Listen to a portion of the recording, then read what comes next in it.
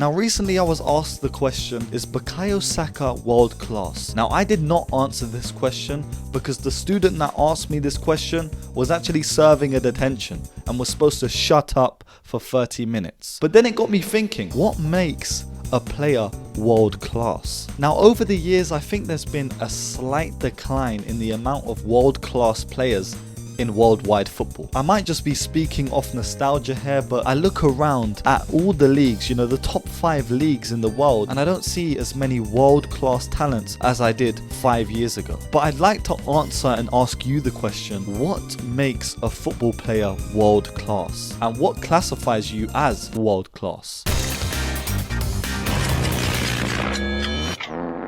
Now generally speaking, I believe that the phrase world class can only define players that are consistently good. They deliver amazing performances year after year, season after season, and they are consistent with it. And on top of that, they make a difference in the big games. This player should be so important to a team that without their presence, the team's levels drop and could, you know, lead them to losing. And I think aside from the obvious Messi and Ronaldo from over the years, the likes of Modric and even...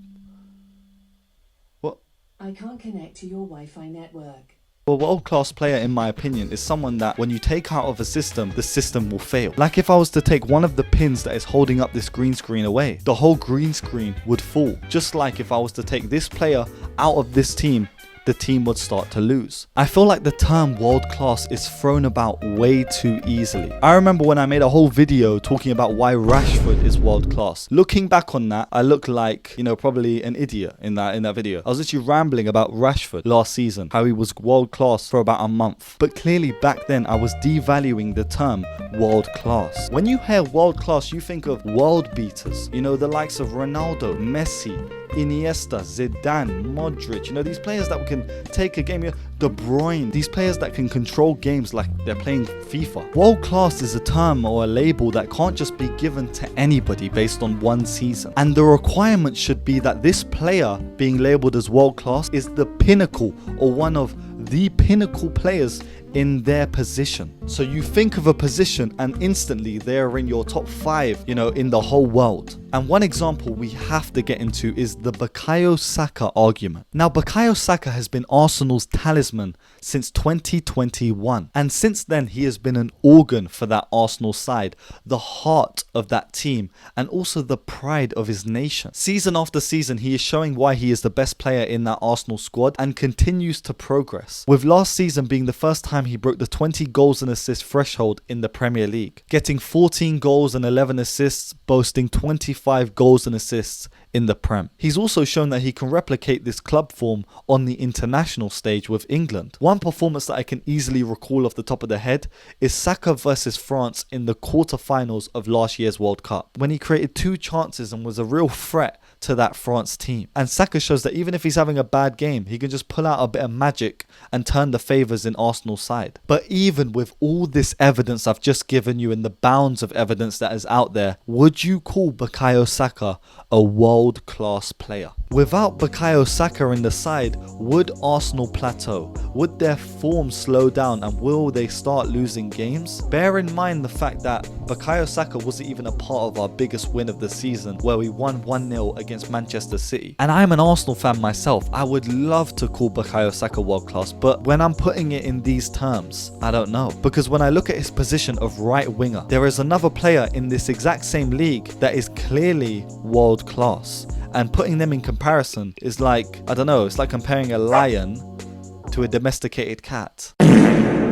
Now the player that I'm obviously talking about is Mohamed Salah. In the same season that Saka put up his best numbers, Salah had, you know, one of his worst seasons. And still, even after having one of his worst seasons, he still got 19 goals and 12 assists. That is 31 goal contributions. There is levels to this. He is a world-class player. Now my whole point is that there's players that we'd love to call world-class, but we need to wait for their longevity to attribute to their form. How long and how well can Saka perform at this level? Give it maybe a year or two and this conversation could be completely different. You know, if Saka ends this year with 31 goals and assists or 35 goals and assists and he ends up taking Arsenal to a Champions League semi-final, then next year the conversation might be completely different. But longevity and consistency must be taken into account. And I think that's fair. You know, I don't think that's a mad argument. I don't think that's a hot take or anything. I feel like it's a lukewarm take. It's a take that most people should be like, you know what?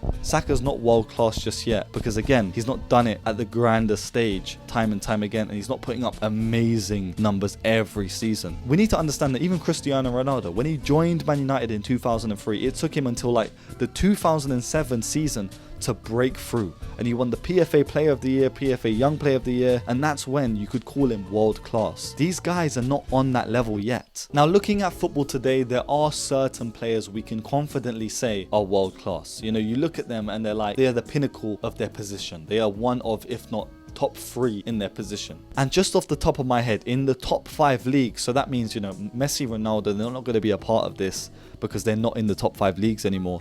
But the ones that are doing this consistently at a world-class level in the top 5 leagues, you know, they include Mbappe, Haaland, De Bruyne, Harry Kane, Salah, Vinicius Jr., Rodri, Van Dijk, Bernardo Silva, Alisson, Edison, Ter Stegen, Valverde, Osimhen, Barella, Kimmich, Griezmann, Pedri, Trent Alexander-Arnold. All these players that I've named, in my opinion, are essential for the way that their teams function. And if you were to take them out of the systems that they're playing in consistently, their team's form would, you know, slope. But what do people think of this? You know, what do we class as a world-class player, and how do we define a world-class player? It's just an open topic. I'd love to talk about this because I genuinely don't know, and I'd rather hear a lot of opinions about this sort of thing, because I'm set on this feeling of, you know, they have to be the pinnacle of their position. You can't go around saying that 5 right wingers in the Premier League are world class. That doesn't make sense. So yeah, tell me what you think. Like, comment, subscribe, and of course, stay safe, stay blessed, and peace.